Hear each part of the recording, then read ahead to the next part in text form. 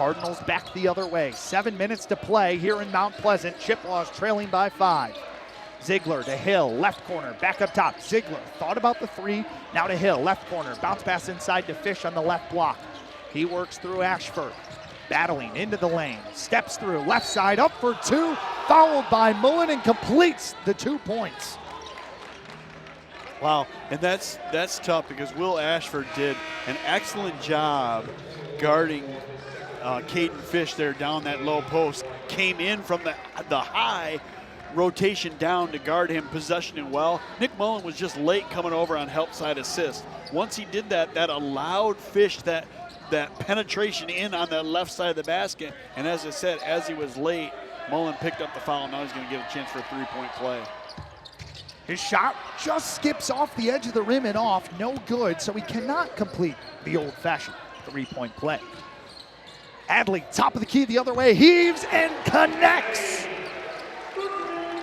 Tamario Adley, 13 second half points. Chippewas down by just 4, 6:30 to go in the second. Yeah, number 5 is alive. Let's keep shooting the ball. Hill, the number 2 guy, dishes to James in the right corner. He drives to the Max Shield on the left side. Picks up the dribble, now back out to Ziegler on the left wing. He lost the dribble off the back of his sneaker, picks it up. 6 seconds on the ticker. Step back 3 on the left wing. Can't go. Clairbaugh has trouble with the rebound. Saved by McIntyre. They're not going to give it to him. Foot was out of bounds. Stays with Ball State.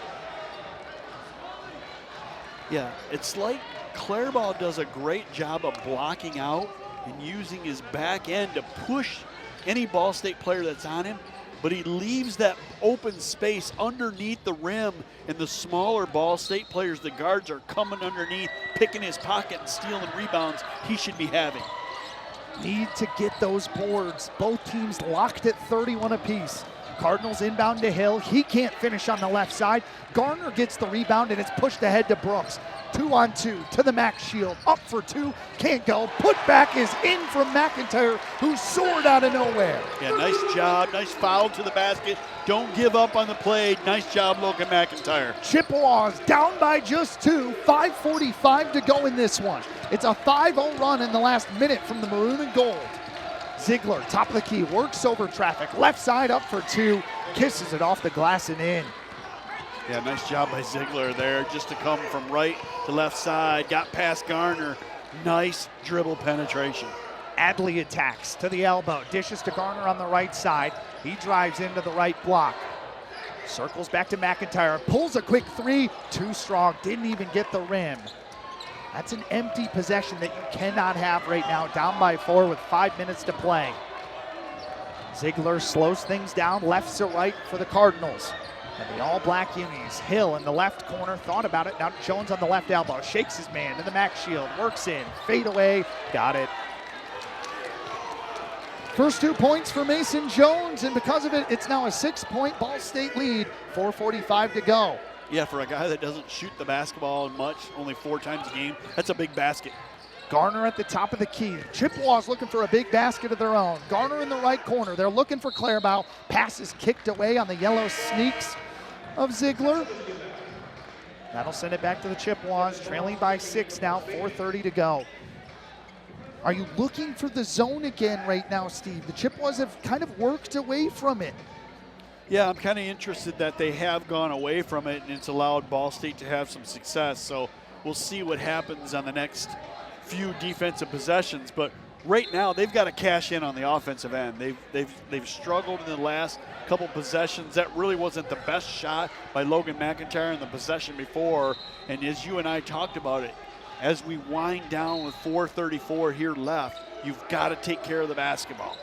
Pass to the right corner on the inbound to Adley. Massive possession here. He attacks. Dishes to Clairbaugh on the right wing, who hands back off to Adley. Adley thought about the 3, thinks better of it, picks up his dribble. He's surveying, finds Garner at the free throw line, attacks, right block, up for 2, rolls it in. The Frisco, Texas native sends it over. Right in front, a couple blocks, kept around under the net. That one goes to Miami. Wow, Radishevsky just played keep away up top. It was Mill and Radishevsky meeting one-on-one at the net. Radishevsky, she won that battle right there. Starting to tally up a few kills now here in this third set. Man, the Miami freshmen have been awesome in this match. Brooklyn Connor the other way says, hold your horses.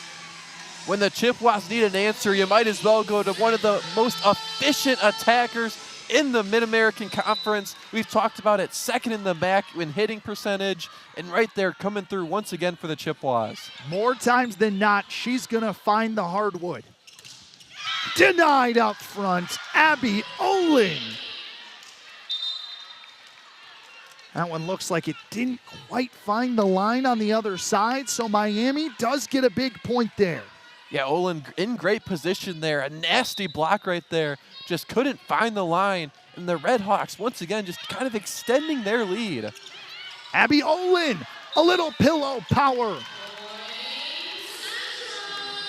Man, she's been so good tonight. Her 14th kill of the match, a 400 hitting percentage, and just the soft touch right there. The Red Hawks dove for the pancake, just couldn't get it up. She's been so crafty. She's used everything in her tool belt, and that's a costly mistake for the Maroon and Gold.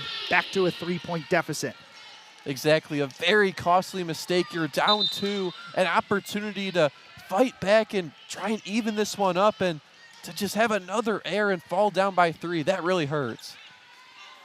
We'll see if the Chippewas can get it back here and keep pushing forward. Miami in the driver's seat right now of set 3. But again, it's the service errors for the Red Hawks keeping the Maroon and Gold in it. That's exactly right. That's really what's kept them in it. Just neither team being able to take advantage of either team's errors. But CMU now kind of getting a gift there, an opportunity here to battle back here in this third set. 12 service errors for the Red Hawks, 7 for Central Michigan. Right in front of the net, Warwick, just a beautiful touch over the net.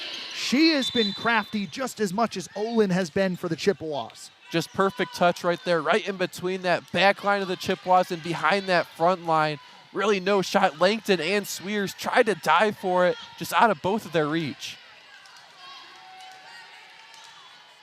Right now, Red Hawks within reach of set number 3. They've got 47 kills to the Chippewas 40 tonight. Thomas to Raymond, kept in from Karen. Near side, dug out by Kripe, but it's too strong. Here comes Miami. They go back to Williams, soft touch over. Mills sets it. Anderson, Swears. A tip over the net. Miami insists there was a reach over from CMU, but this point is going to the Maroon and Gold. It was very tight right there. Thomas right near the net, went up, just sent it back over as we get another look here. She just bats it down. Hey, however does it, 2-point game again. Swears from the line, first time we've seen her.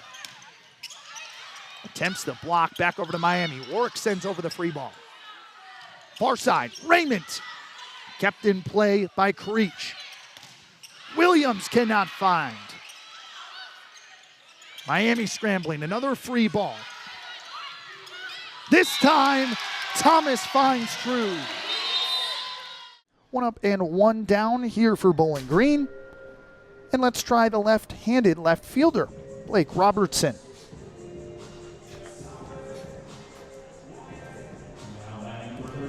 For Keener, 12th appearance out of the pen, a 1-5 record for the Dash this season. First delivery, missed in the dirt. A 10.61 ERA through 28 innings of work, 30 strikeouts to 17 free passes. Staggered stance from the windup, 1-0. Roped down the left field line, drifting back out of play. And that'll tie things up for Blake Robertson with 1 out here in the bottom of the 7th. A 5-5 tie between Bowling Green and Winston-Salem. Next pitch. Fouled off the nub of the bat, back to the backstop for Robertson. Robertson today, 2 for 3, 2 singles, a run scored, and an RBI, not to mention his second stolen base this year. 1-2. Again, powered back out of play on the left side, and Robertson stays alive.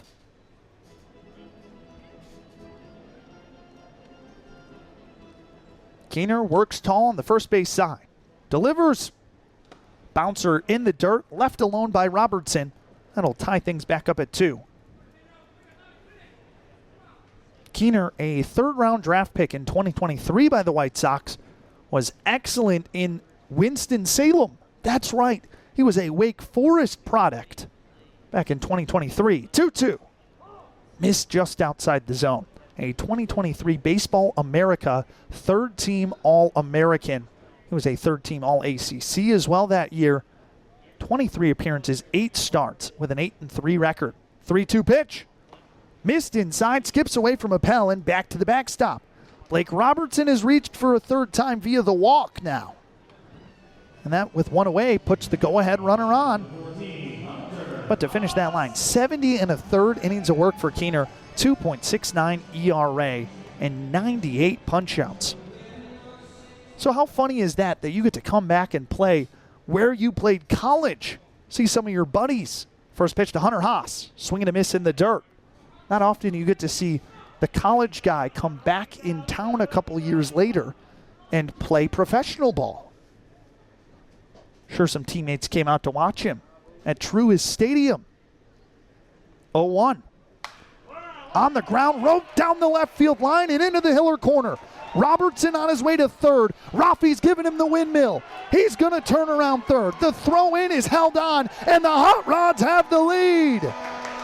RBI double for Hunter Haas.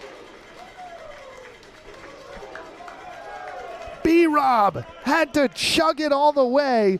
There was no contested throw, and Hunter Haas comes up in a huge spot for BG. Great job by Hunter Haas, right down the third base side. Good base running from Robertson, chugging all the way home from first base, and Bowling Green back on top. Grab yourself a cup of water, B-Rob. Whew. Carlos Colmenares now into the left side. Runner on second, only one away. First pitch, missed below the zone. 6-5, Hot Rods lead, bottom 7 now. 1 out, and Hunter Haas leads off second. Third baseman Makarevich, toes on the grass, pitch home, swing and a miss. The off speed from CC. Everybody else shifted to the right side of the infield. Shortstop Lodis just to the left of the second base bag. Keener set. Peers in. Hurls home. Fouled back into the netting from Colmenares. So can Colmenares keep the train moving? He's 1 for 2 with an two RBI, single and a walk. Keener will go to the rosin, toss it a couple times, and step back on the slab. Peers in, works set with the leather. 1-2 home. Missed inside.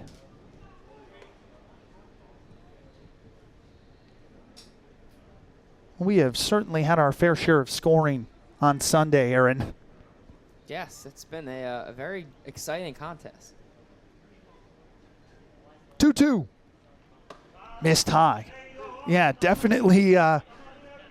Certainly a game you want to sit at the edge of your seat on, because this one has gone back and forth. Haymaker after haymaker.